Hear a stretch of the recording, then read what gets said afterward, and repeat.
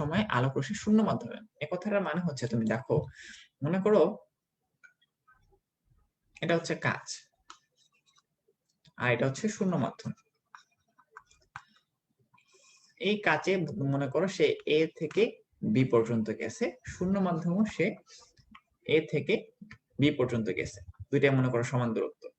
বুঝাইছে হচ্ছে এই কাঁচের মাধ্যমে এ থেকে বি পর্যন্ত যাইতে তার যে সময় লাগছে এবং শূন্য মাধ্যমে এ থেকে বি পর্যন্ত যাইতে তার যে সময় লাগছে, এই সময়টাই হচ্ছে আমাদের, এই সময়টাতেই হচ্ছে আমাদের শূন্য মাধ্যমের পথ। মানে কাঁচে ধরো এ থেকে বি তে যাইতে আমাদের 10 সেকেন্ড সময় লাগছে, এই 10 সেকেন্ডে সে শূন্য মাধ্যমে কত দূর যাইতে পারবে, এটাই হচ্ছে আমাদের আলোক পথ। এটা হচ্ছে আমাদের আলোক পথ। একটা নির্দিষ্ট মাধ্যমে যতটুকু যাইতে পারে ওই একই সময় সে একটা শূন্য মাধ্যমে কতটুকু যাইতে পারবে, সেটা হচ্ছে তার আলোক পথ। এটা আমাদের বুঝেছে। এখানে একটা সমীকরণ দেওয়া আছে, দেখো আলোক পথ সমান সমান, বা আমরা কেমনে আলোক পথ বের করতে পারি, আমরা কেমনে আলোক পথ বের করতে পারি, মাধ্যমের প্রতিসরাঙ্ককে তারপর মাধ্যমে আলো কর্তৃক অতিক্রান্ত পথের দৈর্ঘ্য। মানে কি, এই যে ধরো এটা হচ্ছে প্রতিসরাঙ্ক, প্রতিসরাঙ্ক কত, মিউ, আর কতটুকু গেছে মনে করো এল দৈর্ঘ্য গেছে, তাহলে মিউ ইন্টু এল। তাহলে যতটুকু তোমার কি ছিল, প্রতিসরাঙ্ক ছিল, এবং যতটুকু হচ্ছে তোমার দৈর্ঘ্য ছিল, এই দুটাকে তুমি যদি গুণ করো তাহলে তুমি এই পথটা পেয়ে যাবে।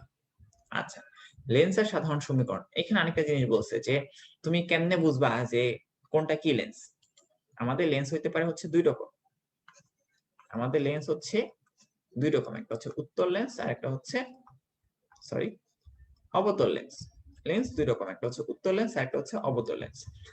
আমি কি করব, খেয়াল করে দেখো, আমি কি করব, আমাকে যখনই বলবো একটা লেন্সের সামনে, তোমাদের সবার চোখের সামনে তো চশমা আছে, তুমি চাইলে এখনই কিন্তু প্র্যাকটিক্যালটা করে দেখতে পারো। আমাদের চশমা ম্যাক্সিমাম হচ্ছে, আমাদের হচ্ছে চশমাটা কোনটা বলতে পারবা? দেখি তো এটা তোমাদের মনে আছে কিনা। আমরা যাদের চোখে চশমা আছে, আমরা কোন চশমা ইউজ করি? আমাদের সবার তো মাইনাস পাওয়ার, আমাদের তো মাইনাস পাওয়ার। মাইনাস পাওয়ার হইলে কোন লেন্স হয়, উত্তল লেন্স নাকি অবতল লেন্স, বলো দেখি।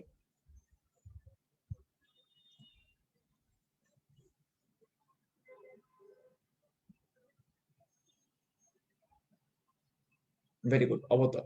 তাহলে আমাদের আছে হচ্ছে অবতল লেন্স।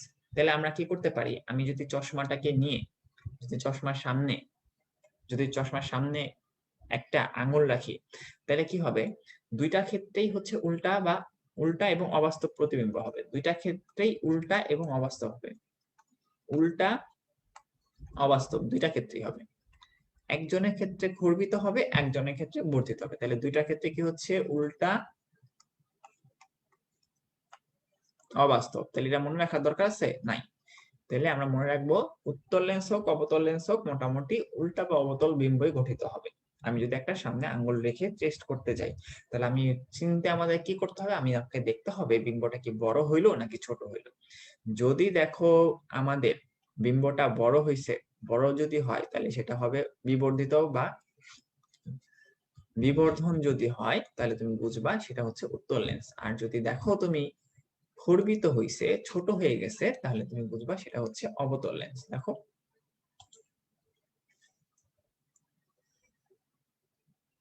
যদি বিবর্ধিত বিম্ব হয় তাহলে লেন্সটা হবে উত্তল, যদি ঘূর্ণিত বিম্ব হয় তাহলে লেন্সটা হবে অবতল। ওকে, বাকি দুইটা কমন জিনিস কি, বাকি দুটা কি, এই যে অবাস্তব, অবাস্তবে আমি উল্টা লিখছি, সরি সরি, এটা একটু ভুল ভুল লিখে ফেলছি বলতে বলতে। এটা হবে সোজা অবাস্তব, অবাস্তব বিম্ব সোজা হয়, বাস্তব বিম্ব উল্টা হয়। এটা তো দুইটা ক্ষেত্রেই সোজা হবে, দুইটা ক্ষেত্রে অবাস্তব হবে, অবাস্তব বিম্ব সোজা হয়। ওকে, মনে রাখতে হবে কোনটা, মনে রাখতে হবে হইলো গিয়া যে বিবর্ধন কোনটাতে হচ্ছে, ঘূর্ণিত কোনটাতে হচ্ছে। আর তোমার মনে রাখার জন্য আরেকটা বুদ্ধি বলে দিই, যেটা বড় এটা ছোট হবে, বড় নাম ছোট নাম বড় হবে। দেখো, উত্তল বিবর্ধন বড় হয়ে যাচ্ছে, উত্তল নাম দুইটার মধ্যে ছোট না, আর অবতল মানে কিন্তু চারটা অক্ষর বড়, বড়টার মধ্যে ছোট হয়ে যাচ্ছে। আচ্ছা, এটা একটু খেয়াল করো, এটা আমাদের বইতে আগেও ছিল, কিন্তু আমরা মনে হয় ক্লাসে ওরকম ভাবে পড়িনি এটা। বিচ্ছুরণের পরিমাণ হইল গিয়া দুইটা যে কালার আছে, মনে করো লাল হলুদ, দুইটা কালার আছে, এই দুইটা কালারের মধ্যে বিচ্যুতি কোণের পার্থক্যকে বলে হচ্ছে কণিক বিচ্ছুরণ। তার মানে ধরো বেগুনি ও লাল বর্ণের বিচ্যুতি কোণের পার্থক্য ওই দুই বর্ণের সাপেক্ষে কণিক বিচ্ছুরণ হবে।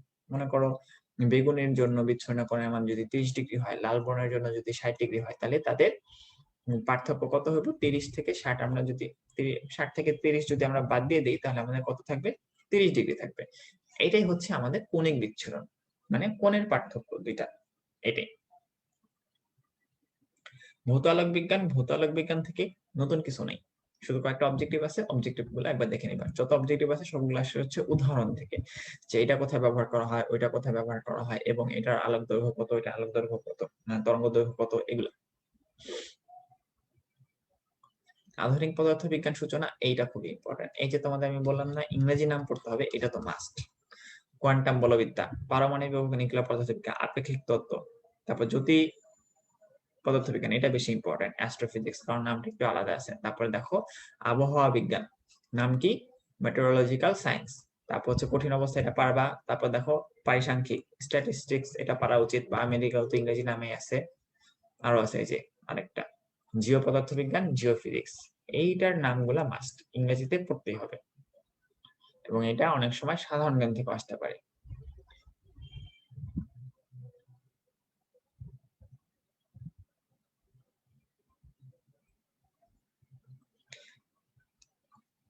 ভাইয়া লেন্স 2 প্রকার, দর্পণ 3 প্রকার। ব্যাপারটা হলো কি, লেন্স আর দর্পণে যদি পার্থক্য করো, লেন্স 2 প্রকার, ওকে? উত্তল, অবতল। দর্পণও আসলে টেকনিক্যালি 2 প্রকার, সমতল, গোলীয়। গোলীয় দর্পণ আবার 2 প্রকার, উত্তল, অবতল। বইতে দেখবা এরকমই লেখা আছে যে লেন্স হচ্ছে 2 প্রকার, ডিরেক্ট উত্তল, অবতল। দর্পণ হচ্ছে 2 প্রকার, সমতল আর গোলীয়। গোলীয় হচ্ছে আবার 2 প্রকার, গোলীয় কি কি আছে? উত্তল আর অবতল, এরকম ভাগ থাকার কথা। ভর শক্তি সম্পর্ক এটা তো জানো, E=mc², পারবা। কৃষ্ণ বস্তু বিকিরণ, এইটা একটুখানি দেখতে হবে, এই লাইনটা খেয়াল করে দেখো, যে আমাদের যদি একটা কৃষ্ণ বস্তু চিন্তা করি, তাহলে এই কৃষ্ণ বস্তুর ক্ষেত্রে একটা সমীকরণ আছে। সমীকরণটা হচ্ছে a প্লাস r প্লাস হচ্ছে t, t = 1। এখানে a দিয়ে বোঝাচ্ছে হচ্ছে তোমার শোষিত অংশ, মানে একটা আলো যদি কোনো কৃষ্ণ বস্তুর উপর পড়ে বিকিরণে, তাহলে কতটুকু শোষণ করে নেয়। আর দিয়ে বোঝাচ্ছে রিফ্লেকশন, মানে কতটুকু সে বিকিরণ করে দিচ্ছে, প্রতিফলন করে দিচ্ছে আর কি। আর টি দিয়ে বোঝাচ্ছে কতটুকু সঞ্চালন, ভেতর দিয়ে চলে যাচ্ছে, সঞ্চালন বোঝাচ্ছে। তাইলে যদি কখনো দেখা যায় একটা আদর্শ কৃষ্ণ বস্তুর সংজ্ঞা থেকে আমরা কি পড়ছি, আদর্শ কৃষ্ণ বস্তু কি করে, কোনোটাই প্রতিফলিত করে না, পুরোটাই শোষণ করে নেয়, তাহলে কি হবে? তার জন্য হচ্ছে কি, তোমার এই আর এর মানও 0 থাকে, টি এর মানও 0 থাকে, শুধু মান থাকে কোনটা, বা বাকি থাকে কোনটা, এ। তার জন্য এ ইকুয়ালস টু কি হবে? 1। তাহলে মনে রাখবা নরমাল সূত্র হচ্ছে আর্ট, আর্ট মানে কি প্লাস মাঝখানে আর কি, আর্ট ইকুয়ালস টু কত হবে? 1। এর মধ্যে আর এবং টি দুইটাই হবে হচ্ছে 0। তার মানে কারণ কি, এটা কোনো রিফ্লেকশনও দেয় না, মানে প্রতিফলিত করে না, এটা দিয়ে কোনো কিছু সঞ্চালিত হয় না, তাহলে কি করতে হবে? এটাকে তোমাকে মনে রাখতে হবে। তাহলে এটার জন্য এর মান কত, বা তোমার টোটাল শোষণ কত, পুরাটাই শোষণ করে নিচ্ছে, পুরাটাই 1। ওকে,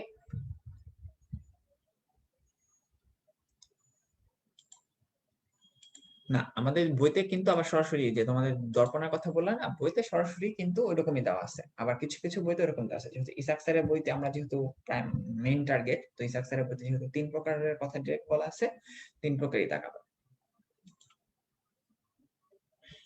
আচ্ছা, ফোটন থেকে 2-4টা কথাবার্তা লেখা আছে, একবার একটু দেখে নিও। যে ফোটনের চার্জহীন, আয়নিত করা যায় না, আর হচ্ছে মোট শক্তি সংরক্ষিত থাকে। এই 2-একটা লাইন লেখা আছে। ফোটনের সমীকরণ, এই সমীকরণ তো তোমরা আগে থেকে পড়ছো, জানবা। এখান থেকে দেখো ডি ব্রগলির বস্তু তরঙ্গ, এখানে মনে রাখবা সবকিছুই হচ্ছে ব্যস্তানুপাতিক, ভেজাল শেষ। ল্যামডার সাথে সবকিছুই কি ব্যস্তানুপাতিক, এটা আমি এভাবে মনে রাখছিলাম।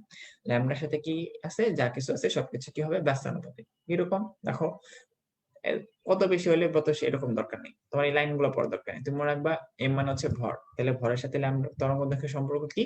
ব্যস্তানুপাতিক, বাড়লে কমবে। তারপর পি মানে হচ্ছে ওই যে একটু আগে পড়ছিলাম, পি মানে হচ্ছে ভরবেগ, তাহলে ভরবেগও কি হবে, বাড়লে কমবে। তারপর ভি মানে হচ্ছে বেগ, তাহলে কি হবে, বেগগুলা বাড়লে কমবে। এখানে অনুসন্ধান, এখানে ইম্পর্টেন্ট কোনো কিছু বলা নেই। পরমাণু মডেল নিউক্লিয়ার পদার্থবিজ্ঞান, এখানে আসার মতো কিছুই নাই। এটা নতুন একটা বইতে একটা লাইন আসছিল যে অনুমোদিত কক্ষগুলোতে ইলেকট্রনের স্থায়িত্বকাল হয় কত, প্রায় 10⁸ সেকেন্ড। এটা দিয়ে কি বুঝেছে জানো, যখন এটা যদি একটা পরমাণু নিউক্লিয়াস হয় আর এইটা যদি পরমাণুর চারপাশে কক্ষপথ হয়, ইলেকট্রন গুলা কি করে, তোমার এই কক্ষপথ থেকে সে এই পাশে চলে যায়, আবার সে আবার মানে পরবর্তী কক্ষপথ থেকে আবার নিজের কক্ষপথে চলে আসে। এরকম করে তারা কি করে, শক্তি শোষণ বা বিকিরণের মাধ্যমে লাফালাফি করে এক কক্ষপথ থেকে আরেক কক্ষপথে যেতে থাকে। যখন সে এক কক্ষপথে আরেক কক্ষপথে যায়, তার ওইখানে থাকতে আর ভালো লাগে না, সে কি করে, সাথে সাথে আবার চলে আসে। কতটুকু সময় সে ওইখানে থাকে, এটাই মোটামুটি এটা দিয়ে বোঝানোর চেষ্টা করছে যে অনুমোদিত কক্ষগুলোতে ইলেকট্রনের স্থায়িত্বকাল হয় কত, 10⁻⁸ সেকেন্ড। এত কম সময়ের জন্য যায় কোনো লাভ আছে, কিন্তু তারাও সেটা যায় এখান থেকে আর কি। তাহলে 10⁻⁸ সেকেন্ড পর্যন্ত সে একটা কক্ষপথে থাকে, এটাই আমাদের এখানে বোঝাইছে আর কি। আচ্ছা, এখানে কিছু মান দেওয়া আছে, একটু দেখবো। ফেমটোমিটার মানে কত জানার কথা, এখানে আর কোনো কিছু নাই, মোটামুটি যা আছে তোমাদের পুরানো বইয়ের পরেই ভর ত্রুটি এগুলো লিখে জানা আছে তোমাদের। এখানে বোঝানোর মতো তেমন কিছু নাই। আচ্ছা, এখানে কিছু মান দেওয়া আছে, দেখো। ইলেকট্রনের ঘনত্ব সেমিকন্ডাক্টর থেকে এটা একবার দেখে নিতে হবে।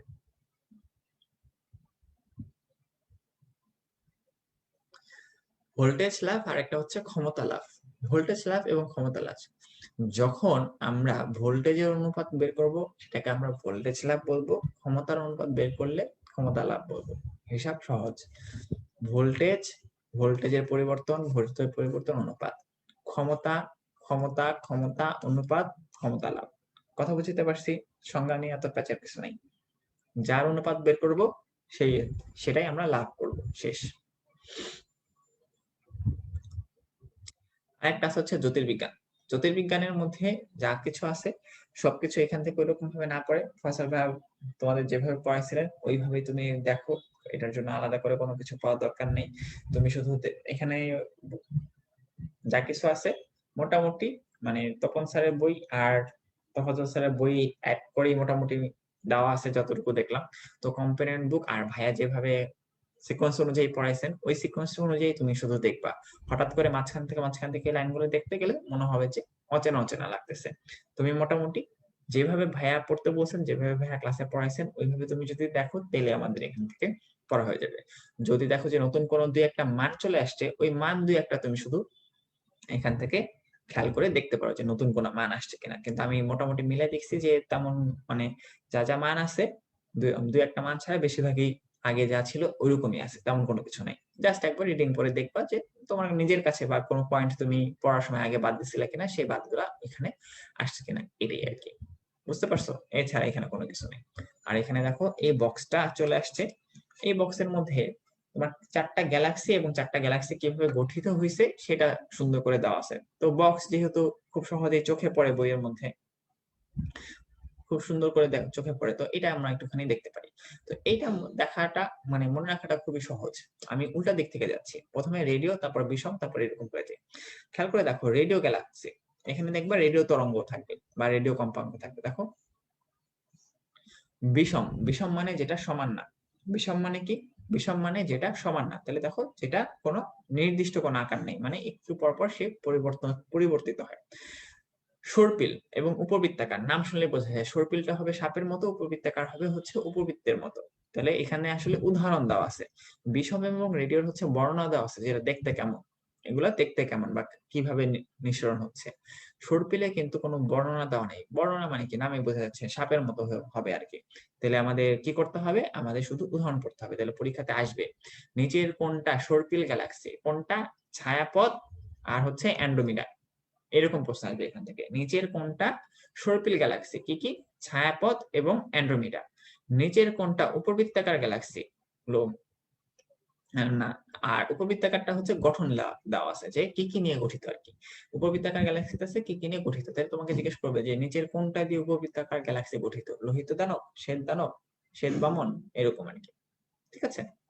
তাহলে এটা একটু ভালো করে খেয়াল করলেই হবে আর কি। এখন দেখো মৌলিক কণা নিয়ে আমাদের বলছে। মৌলিক কণা যে একটু আগে জিজ্ঞেস করলো 2 প্রকার নাকি 3 প্রকার। এখন আমি যদি এইখান থেকে এই টপিক থেকে বলি তাহলে দেখবো যে সরাসরি আমাদের বইতে এখানে লাইনে লেখা ছিল যে মৌলিক কণা হলো 2 প্রকার।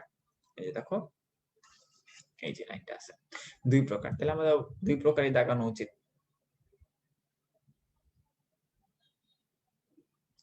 আর এখান থেকে ভালো করে পড়তে হবে হচ্ছে কোনটার উদাহরণগুলো কি কি আছে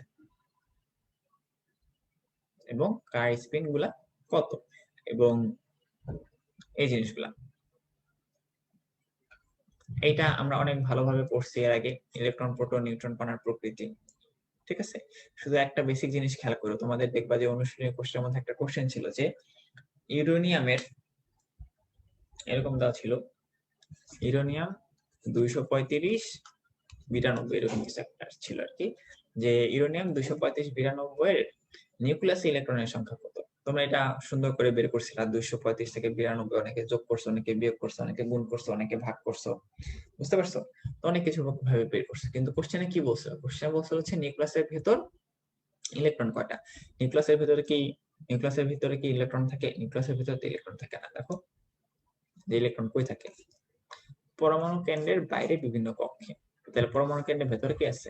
পরমাণু কেন্দ্রে থাকে হচ্ছে প্রোটন আর নিউট্রন। এসব বেসিক জিনিস যেন ভুল না হয়।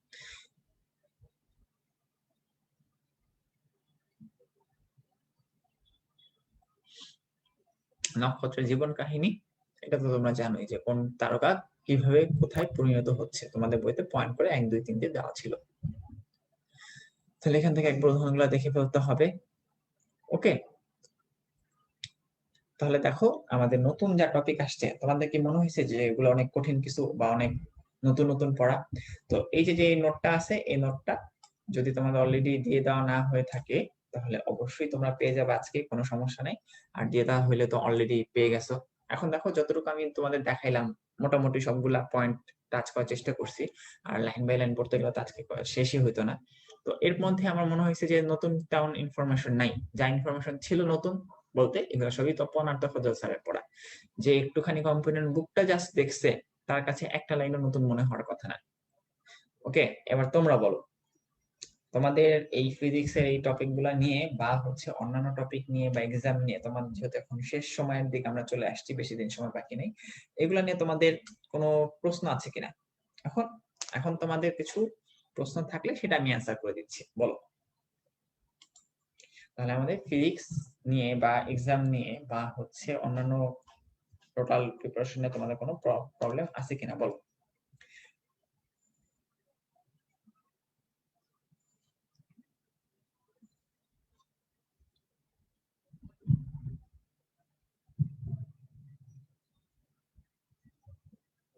মৌলিক কণিকা কত প্রকার, 2 নাকি 3? ওটা হচ্ছে ব্যাপারটা হলো কি, একটা বইয়ের ভেতরে দেওয়া আছে, একটা হচ্ছে অনুশীলনের ভেতর দেওয়া আছে। এখন বইয়ের ভেতরেরটা দাগানো হচ্ছে সেফ, তবে অনুশীলনী থেকে যদি টিচার কোশ্চেন করে অনুশীলনী থেকেও দিতে পারে। এরকম প্রশ্ন যদি তোমার মনে হয় যে তুমি অ্যান্সার আইডেন্টিফাই করতে পারতেছো না, দুইটা কাজ করতে পারো, 50-50 চান্স নিয়ে দাগাইতে পারো, অথবা তুমি এই কোশ্চেনটা স্কিপ করে যেতে পারো। এই 1 নাম্বার তোমার যেমন প্রবলেম হচ্ছে বাকি যত পোলাপান আছে তার জন্য তেমন প্রবলেম হচ্ছে, তাহলে কিন্তু এটার জন্য তুমি পিছিয়ে যাচ্ছ না, বুঝতে পারছো?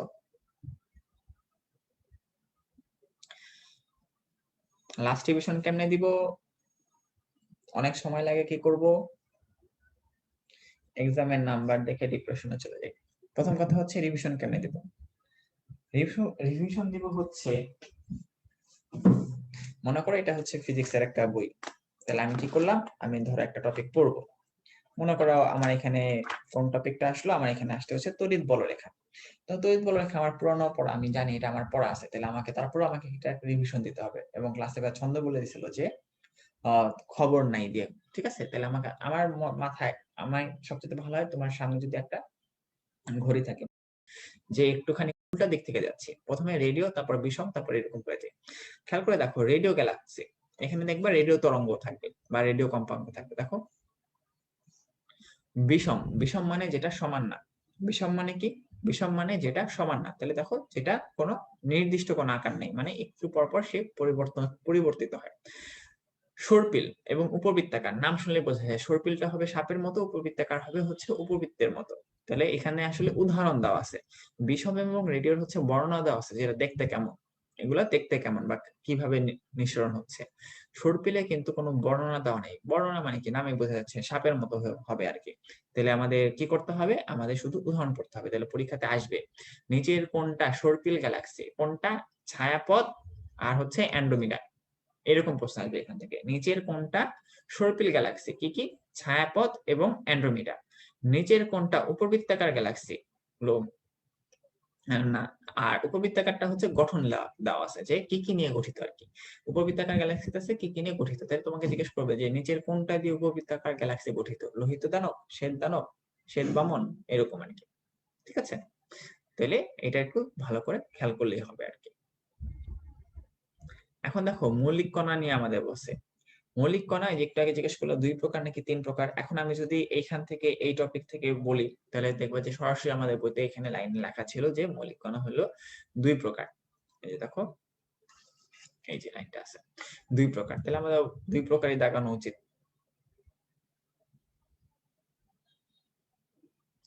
আর এখান থেকে ভালো করে পড়তে হবে হচ্ছে কোনটার উদাহরণগুলো কি কি আছে এবং কার স্পিন গুলা কত এবং এই জিনিসগুলা। এইটা আমরা অনেক ভালোভাবে পড়ছি এর আগে, ইলেকট্রন প্রোটন নিউট্রন কণার প্রকৃতি। ঠিক আছে, শুধু একটা বেসিক জিনিস খেয়াল করো, তোমাদের দেখবা যে অনুশীলনী কোশ্চেনের মধ্যে একটা কোশ্চেন ছিল যে ইউরেনিয়ামের, এরকম দেওয়া ছিল ইউরেনিয়াম 235-92 এরকম কিছু একটা ছিল আর কি, যে ইউরেনিয়াম 235-92 এর নিউক্লিয়াসে ইলেকট্রনের সংখ্যা কত। তোমরা এটা সুন্দর করে বের করছিলা, 235 থেকে 92, অনেকে যোগ করছো, অনেকে বিয়োগ করছো, অনেকে গুণ করছো, অনেকে ভাগ করছো, বুঝতে পারছো? তো অনেক কিছু ভাবে বের করছো, কিন্তু কোশ্চেনে কি বলছে, কোশ্চেনে বলছে হচ্ছে নিউক্লিয়াসের ভেতর ইলেকট্রন কয়টা। নিউক্লিয়াসের ভিতরে কি ইলেকট্রন থাকে? নিউক্লিয়াসের ভিতরে তো ইলেকট্রন থাকে না। দেখো যে ইলেকট্রন কই থাকে, পরমাণু কেন্দ্রের বাইরে বিভিন্ন কক্ষে। তাহলে পরমাণু কেন্দ্রের ভেতরে কি আছে? পরমাণু কেন্দ্রে থাকে হচ্ছে প্রোটন আর নিউট্রন। এসব বেসিক জিনিস যেন ভুল না হয়।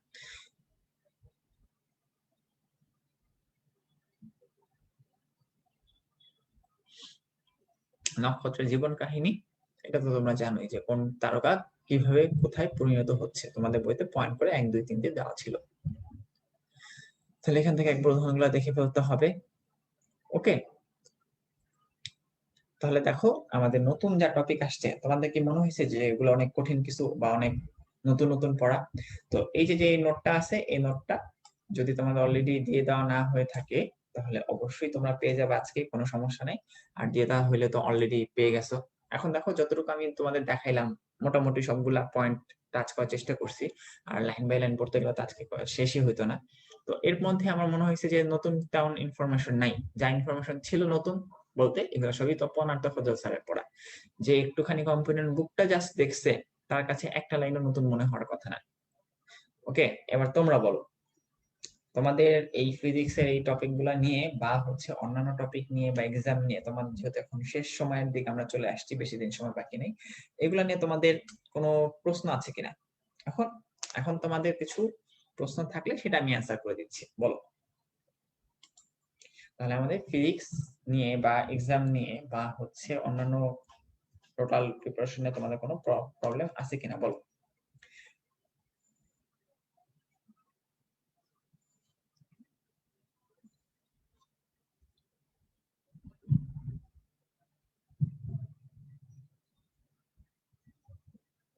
মৌলিক কণিকা কত প্রকার, 2 নাকি 3? ওটা হচ্ছে ব্যাপারটা হলো কি, একটা বইয়ের ভেতরে দেওয়া আছে, একটা হচ্ছে অনুশীলনের ভেতর দেওয়া আছে। এখন বইয়ের ভেতরেরটা দাগানো হচ্ছে সেফ, তবে অনুশীলনী থেকে যদি টিচার কোশ্চেন করে অনুশীলনী থেকেও দিতে পারে। এরকম প্রশ্ন যদি তোমার মনে হয় যে তুমি অ্যান্সার আইডেন্টিফাই করতে পারতেছো না, দুইটা কাজ করতে পারো, 50-50 চান্স নিয়ে দাগাইতে পারো, অথবা তুমি এই কোশ্চেনটা স্কিপ করে যেতে পারো। এই 1 নাম্বার তোমার যেমন প্রবলেম হচ্ছে বাকি যত পোলাপান আছে তার জন্য তেমন প্রবলেম হচ্ছে, তাহলে কিন্তু এটার জন্য তুমি পিছিয়ে যাচ্ছ না। বুঝতে পারছো?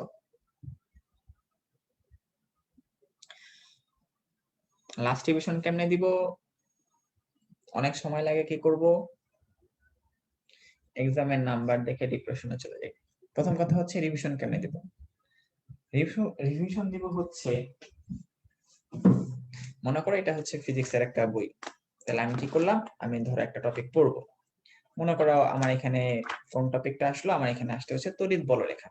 তো তড়িৎ বলরেখা আমার পুরানো পড়া, আমি জানি এটা আমার পড়া আছে, তাহলে আমাকে এটা একটা রিভিশন দিতে হবে। এবং ক্লাসে ছন্দ বলে দিছিল যে খবর নাই দিয়ে, ঠিক আছে। তাহলে আমার মাথায় আমার সবচেয়ে ভালো হয় তোমার সামনে যদি একটা ঘড়ি থাকে, মোবাইল রাখলে হবে না, মোবাইল রাখলে দেখা যাবে টাইম দেখতে গিয়ে মোবাইল আমরা চলে গেছি।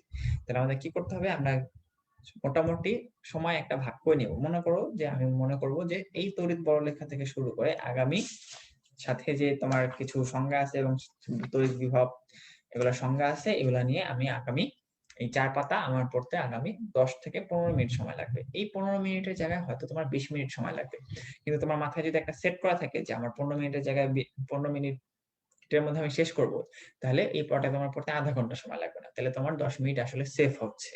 তাহলে এরকম করে তুমি যদি পড়তে থাকো, তাহলে তোমার পড়া রিভিশনের গতিটা অনেকখানি বাড়বে। এবং তুমি যখন রিভিশন দিবা, এই যে ধরো তুমি 4 পাতা পড়লা না, 4 পাতা পড়া শেষ, তারপর তুমি ধরো আরেকটা টপিক পড়া শুরু করতে চাচ্ছ, তুমি একটুখানি গ্রসলি এরকম চোখটা বন্ধ করে একটু মনে করার চেষ্টা করতে পারো যে ওই যে তড়িৎ বলরেখা পড়ছিলাম, কোন ছন্দ যেন ছিল, যে খবর নেই, তাহলে খবর দিয়ে হচ্ছে খোলা বক্ররেখা, নাই দিয়ে হচ্ছে বাকি সবকিছু নাই, শেষ। এই তো মনে করে ফেললাম। বিভবের বিভবের একক জন্য কি ছিল, বিভবের একক ছিল হচ্ছে তাহলে 20-23 সেকেন্ডের মধ্যে তুমি একবার রিক্যাপিচুলেট করে নিলে আর কি। তাহলে এটা হচ্ছে মোটামুটি আমি এরকম ভাবে রিভিশন দিই, এবং আমাকে কেউ জিজ্ঞেস করলে আমি এরকম ভাবেই বলি যে রিভিশনটা এইভাবে দেওয়া উচিত, এইভাবে রিভিশন দেওয়া উচিত। আচ্ছা, এখন লাস্টের দিকে রিভিশন দিব কিভাবে? লাস্টের দিকে হচ্ছে আমরা দেখবা যে তোমাদের পরীক্ষার 1 সপ্তাহ আগে মোটামুটি আমাদের প্রিপারেশন মানে টোটাল কার্যক্রম প্রায় আমরা শেষ করে দেওয়ার চেষ্টা করবো আর কি।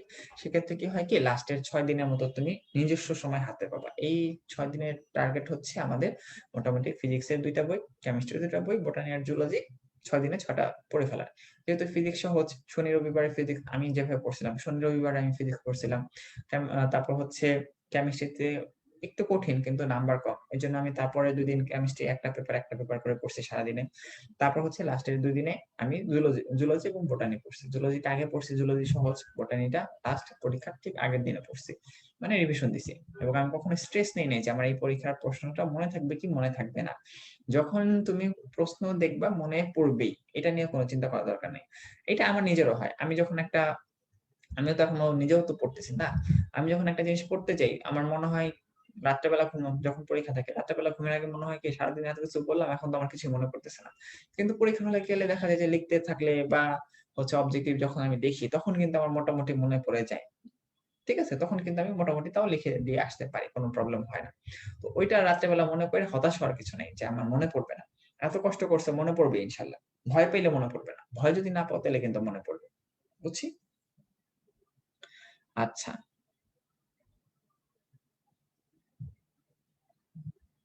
তাহলে এটা হচ্ছে রিভিশন দিতে গেলে অনেক সময় লাগে, কি হবে শেষের দিকে কেমনে রিভিশন আমি দিছিলাম সেটা বললাম যে 6 দিনে 6টা বই। আর জিকে ইংলিশ কেমনে দিছিলাম, জিকে ইংলিশ হচ্ছে প্রতিদিন রাতের বেলা ঘুমের আগে একটু একটু করে দেখে নিতাম আর কি। তখন মুখস্থ করার চেষ্টা করতাম না, রিডিং পড়ে যেতাম, এই যে পড়ছি, এই যে পড়ছি, এই যে পড়ছি, এই যে পড়ছি। এবং সাম্প্রতিক 2-একটা জিনিস, যেমন ধরো আমাদের তখন তো অক্টোবর মাসে পরীক্ষা হইতো, নোবেল পুরস্কার কে কয়টা পাইছে, কেমনে পাইছে, এবং এটা পরীক্ষাতে আসছিল যে চিকিৎসা ক্ষেত্রে কয়জন নোবেল পুরস্কার পাইছেন এবার। তারপর হলো কি, ম্যাথ অনেক কিছু আছে যে পরীক্ষা আসতো মুখস্থ হয়ে গেছে, আমরা তো ম্যাথ মুখস্থ করতে বলি নাই। পরীক্ষা হলে একটা কথা খেয়াল করবা, ম্যাথ দাগাইতে হবে সবার লাস্টে। 2+2=4 এই ম্যাথটা পরীক্ষাতে আসছে, এটাও দাগাইতে হবে সবার লাস্টে। তুমি আগে প্রথম থেকে 1 থেকে 100 পর্যন্ত দেখবা, 100% শিওর গুলা দাগাবা, যেগুলো কনফিউশন আছে মার্ক করে রাখবা, ম্যাথ আসছে মার্ক করে রাখবা। 100% শিওর দাগানোর পর তারপর তুমি ম্যাথ গুলা করতে বসবা, কারণ ম্যাথ যদি কখনো একটা ভুল হয়ে যায়, তখন তোমার মাথাটা গরম হয়ে যাবে, শিওর কোশ্চেন গুলো ভুল হবে। ঠিক আছে? তাহলে 2+2=4 এরকম ম্যাথ আসলে আমরা কি করবো, এটা আমরা শেষের দিকে তাকাবো। শেষের দিক মানে হচ্ছে একবার দেখে তারপর তাকাবো, এটা হচ্ছে মেইন কথা।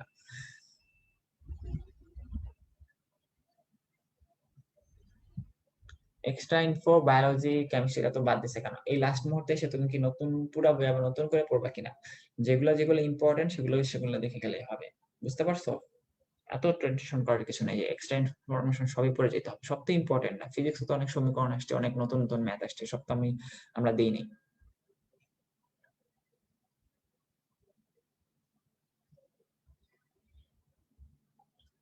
শেষের 20 দিন কেমন ছিল আমি তো বললামই। শেষের 20 দিন হচ্ছে লাস্টের 7 দিন তো এইভাবে পড়ছি। লাস্টের 7 দিন আগে হচ্ছে মডেল টেস্ট ছিল। জাস্ট আমি মডেল টেস্টের জন্য পড়ছি। মডেল টেস্ট কিভাবে দিতাম? এক মডেল টেস্টে তো আসলে সব ৬ টা সাবজেক্ট পড়া যাইত না। তো আমি ভাগ করে নিতাম। ১ম মডেল টেস্টে আমি বটানি, জুলজি যেকোনো একটা পড়বো। তারপর মডেল টেস্ট আরেকটা পড়বো। তারপর মডেল টেস্ট আরেকটা পড়বো বা ২ টা সাবজেক্ট বা ২ টা বই পড়বো। এরকম করে ৩-৪ টা মডেল টেস্ট মিলে আমার পুরো একবার করে রিভিশন হতো। এরকম আরকি। প্রতিদিন কয়টা কোয়েশ্চেন সলভ করতে হয়? আসলে সলভ করার ব্যাপারটা হচ্ছে তোমার হাতে আশেপাশে যদি সঠিক কোনো কোয়েশ্চেন ব্যাংক থাকে, সেটা তুমি সলভ করতে পারো চাইলে। তুমি আমাদের কনফিডেন্ট বুকের পেছনে অনেক বই কোয়েশ্চেন দেওয়া আছে, লেটস প্র্যাকটিস এ দেওয়া আছে। তারপর হচ্ছে ডেইলি এক্সামে দেওয়া আছে। এইগুলা তুমি সলভ করো। তুমি যখন যে চ্যাপ্টারটা পড়তেছো, ওই চ্যাপ্টারটার কোয়েশ্চেন সলভ করো। তাইলেই হইলো আরকি। এখন কোয়েশ্চেন সলভ করতে গেলে খুব বেশি সময় নেওয়া যাবে না। আমি কি করতাম? যখন আমি হচ্ছে সাথে সাথেই যেগুলো আমি ভুল করছি, সেগুলো আমি বইয়ের মধ্যে দাগায় ফেলতাম। এই যে এই লাইন থেকে প্রশ্ন আসছে, এটা আমি ভুল করছি। তাহলে আমি কি হইতো? যখন আমি বই পড়তাম তখনই কিন্তু আমার কোয়েশ্চেন সলভ হয়ে যাচ্ছে। তাই না? অনেক সময় আসে না দাগানোর বাইরে থেকে ১ টা ২ টা প্রশ্ন চলে আসছে। তো যেহেতু দাগানোর বাইরে আমি তখন দাগায় পড়ি নাই ডেইলি এক্সামে। তো আমি কি করছিলাম? তখন ডেইলি এক্সামে দাগায় ফেলছিলাম। এখন আমি কোয়েশ্চেন সলভের থেকে এখন রিভিশনটা বারবার দেওয়ার দরকার। এরকম কোন নির্দিষ্ট কিছু নাই যে কোয়েশ্চেন কয়টা সলভ করে যেতে হবে। সেফ নাম্বার কত ফুল সিলেবাসে? সেফ নাম্বার হচ্ছে আমরা সবসময় বলি ৮০ থেকে ৮৫ পাওয়া উচিত আমাদের কোচিং এর এক্সাম গুলাতে।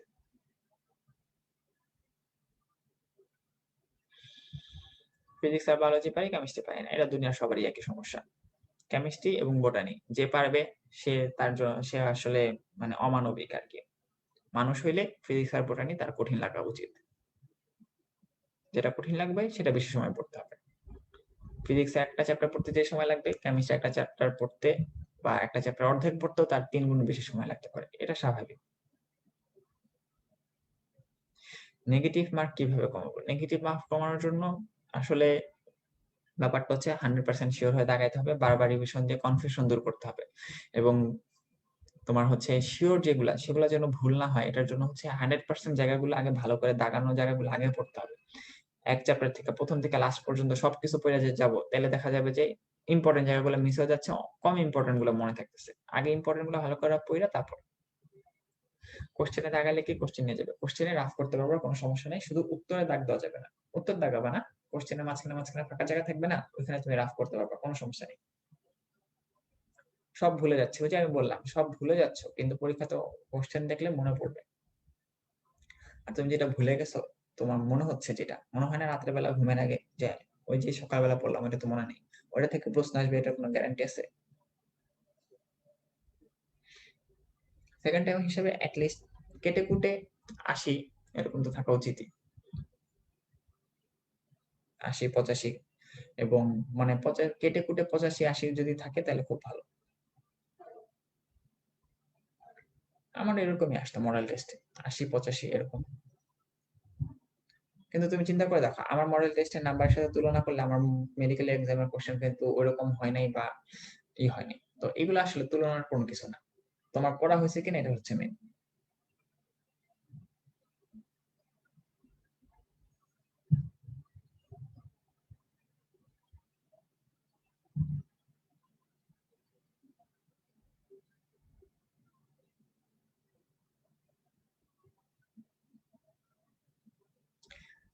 এক্সাম হলে মাথা ঠান্ডা রাখবো কিভাবে? এতদিনে তোমাদের মাথা ঠান্ডা করার জন্য আসলে ব্যবস্থা হয়ে গেছে। তোমরা তো অনেক, অনেক পরীক্ষা দিয়ে ফেলছো। পরীক্ষার হলে টেনশন করা যাবে না। ঠিক আছে? আগের দিন পর্যাপ্ত পরিমাণে ঘুমাইতে হবে। তুমি যদি আগের দিন চিন্তা করো যে একদিন আজকে রাত্রে বেলা কি করব? যত বোটানি আছে, জুলজি যা কঠিন কিছু আছে, তারপর হচ্ছে যত সাম্প্রতিক আছে সব পইড়া ফেলবো। তাহলে তো মাথা গরম হবেই। পরীক্ষার আগে ঠিক সময় মতো ঘুমাইতে হবে। যদি ঠিক মতো এট লিস্ট ৬-৭ ঘন্টা ৮ ঘন্টা না ঘুমাও, ৬-৭ ঘন্টা এট লিস্ট কমপক্ষে। তাহলে কিন্তু পরীক্ষা হলে মাথা গরম হবে, এটা স্বাভাবিক।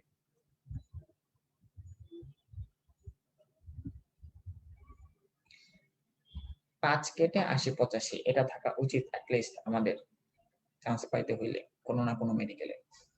আর বেশি পাইলে তো কোনো সমস্যাই নেই।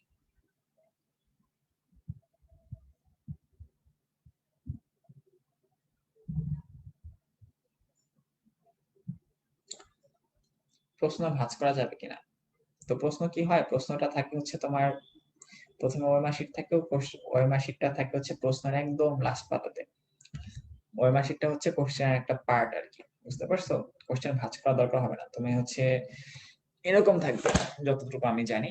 এটা হচ্ছে আমাদের কোশ্চেন পেপারটা, মনে করো লাস্ট পাতাটা থাকবে, এই লাস্টের পাতাটা থাকবে ফোর মার্কশিট, আর তোমার হচ্ছে প্রথম দিকে এদিকে থাকবে হচ্ছে প্রশ্ন, এরকম থাকে আর কি।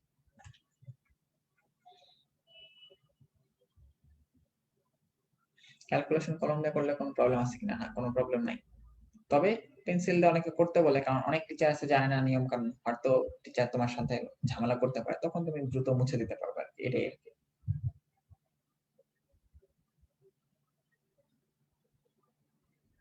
বুঝছে, এটাই হচ্ছে পরীক্ষার হলের মোটামুটি বিষয়, যে তোমাকে আগে প্রথম কথা হচ্ছে সুস্থ থাকতে হবে। এমন কোনো কিছু করা যাবে না এখন যেটার জন্য তুমি পরীক্ষা হলে গিয়ে পরীক্ষার সময় অসুস্থ ফিল করো, এটা একটা কারণ।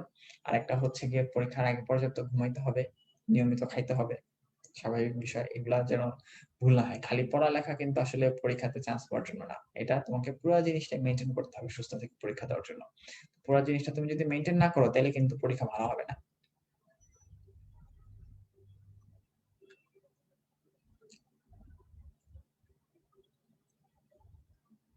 আর এরকম প্রিপারেশন থাকতে হবে যে পরীক্ষার প্রশ্ন কঠিন হইতে পারে, পরীক্ষার প্রশ্ন সহজ হইতে পারে। আমি ফার্স্ট টাইম পরীক্ষা দিছি, আমি মোটামুটি শিওর ছিলাম যে আমি চান্স পাবো, কারণ কি পরীক্ষার প্রশ্ন অনেক সহজ হয়েছে। ওটাতে আমি পাইছিলাম কত, 63 না 64 মতো। এবং সেকেন্ড টাইম যখন পরীক্ষা দিছি দেখি কিছুই পারি না, ওটাতে আমি পাইছি হচ্ছে 68 মতো। তাহলে দেখা গেল প্রথমবার আমি কোনো জায়গায় চান্স পাই নাই, সেকেন্ড বারে হচ্ছে আমি সলিমুল্লাতে চান্স পেয়ে গেছি। তাহলে অনেকে জিজ্ঞেস করে, ভাই কত নাম্বার পেলে চান্স পাবো, কয়টা দাগাবো, এগুলো কি এখানে বসে বলা সম্ভব? তোমাদের প্রশ্ন কিভাবে হবে এটা তো আমি এখন বলে বলে দিতে পারবো না। তাহলে প্রশ্নের উপর ডিপেন্ড করে আসলে কত পাবো। ওই কত, আমার ফার্স্ট টাইমের সময় 68 যে পাইছে সে কিন্তু সলিমুল্লাতে চান্স পায় নাই, কিন্তু আমি কিন্তু 68 পেয়ে সলিমুল্লাতে চান্স পাইছি, 68.25 পেয়ে। তাহলে এটা তো আসলে বলা সম্ভব না। পরের বছর এরকম কাহিনী হয়েছে, তারপরের বছর মানে 15 সালের দিকে আরো বেশি নাম্বার উঠছে, 16 সাল 17 সাল আরো একটু বেশি নাম্বার উঠছে 14 সালের তুলনায়। তাহলে এটা তো বলা যাবে না, তোমার ইনস্ট্যান্ট ওই মুহূর্তে বসে দেখতে হবে যে আসলে কত হবে। এবং এগুলা নিয়ে চিন্তা করার দরকার নেই, তোমার পড়ার কথা তুমি পড়বা, ভেজাল শেষ। কি হবে না হবে এগুলা তোমার চিন্তা করে তো লাভ নেই।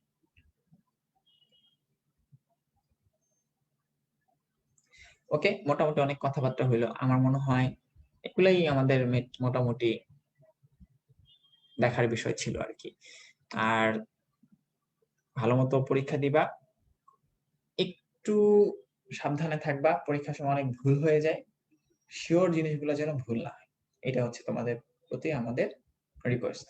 শিওর জিনিস যেন ভুল না হয়। পরীক্ষাতে কঠিন জিনিস যে পারে সে কিন্তু ভালো করে না, পরীক্ষাতে সহজ জিনিস যে ভুল কম করে সে ভালো করে, এই কথাটা অলওয়েজ মনে রাখবা। তোমার মনে হইতে পারে যে আমি পুরা বই সবকিছু আমাকে মনে রাখতে হবে, এটা নেসেসারি না। এমন হইতে পারে যে তোমার সহজ যে কঠিন সবকিছুই পারতেছো, সহজটা আমার ভুল হয়ে যাচ্ছে তাড়াহুড়ার জন্য, এবং পরীক্ষাতে তাড়াহুড়া করা যাবে না।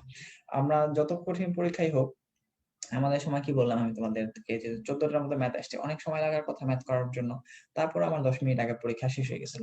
প্রথম 100টা প্রশ্ন পড়তে মোটামুটি তোমার হাইয়েস্ট অল্প, মানে ধীরে সুস্থে পড়তে তোমার 30 মিনিটের মতো সময় লাগবে, 30 থেকে 35। তারপরে দেখবা যে তোমার 60 থেকে 70টা মোটামুটি দাগানো হয়ে যাওয়ার কথা। এটলিস্ট 50 থেকে 60টা তো হবেই। তারপরে যে কয়টা কনফিউশন থাকে ওই কয়টা দেখার আগে তুমি যে কয়টা ম্যাথ আসছে ওই ম্যাথ গুলা করে ফেললা 10 মিনিটের মধ্যে, বাকিগুলো কনফিউশন নিয়ে তুমি এক্সামের আগ পর্যন্ত চিন্তা ভাবনা করলে, এই আমাদের সোজা হিসাব। তাহলে এটা জেনে যেন কোনো ঝামেলা না হয়, তাড়াহুড়া করা যাবে না। দেখলাম 4টা অপশন না পড়ে টাকা দিলাম, এরকম করা যাবে না। 4টা অপশন পড়ে তারপর তুমি অপশন দেখাবে। ওকে, এক নাম্বারটা দেখেই মনে হলো এটা অ্যান্সার, দেখাই দিলাম না, কোনো না কোনো প্যাচ থাকতেও পারে, তুমি দেখে নাও, সমস্যা নাই তো। তাহলে নতুন কোনো কোশ্চেন আমি দেখতেছি না। এবার তো অনেক পরীক্ষার্থী, আসো আমি তোমাদের পরিসংখ্যান দেখি। আমাদের এই যে 42 বিসিএস হলো, বিসিএস এর পরীক্ষার্থী ছিল হচ্ছে 32,000, সিট ছিল হচ্ছে 2,000। এর মধ্যে মানে চান্স পাওয়ার মতো পড়াশোনা করে গেছে হচ্ছে 7 থেকে 8,000 এরকম হবে। তারপর হচ্ছে যে 41তম বিসিএস হবে, এখানে পরীক্ষার্থী হচ্ছে 4 লাখ, সিট হচ্ছে কত, সিট হচ্ছে যতটুকু আমি জানি 2100 সামথিং। 4 লাখের মধ্যে 2100 সামথিং নেবে, চিন্তা করতে পারো।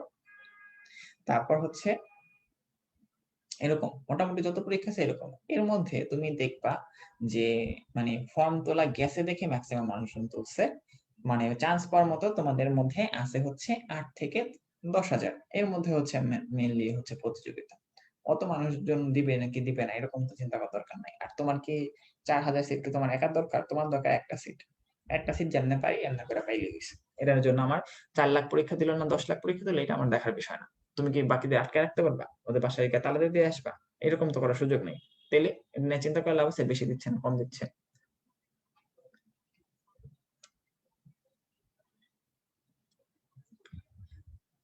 তাহলে মোটামুটি অনেক কথাবার্তা বললাম। আর কোনো প্রশ্ন দেখতেছি না। আল্লাহ হাফেজ। সুস্থ থেকে পরীক্ষা দাও এটা দোয়া করি এবং পরীক্ষাটা টেনশন ভাবে দাও। সবার পরীক্ষা ভালো হবে। এমন কেউ নাই যে প্রিপারেশন ভালোভাবে নিছো কিন্তু পরীক্ষা ভালো হবে না। পরীক্ষা ভালো হবে। চিন্তা করো না। আল্লাহ হাফেজ তাহলে।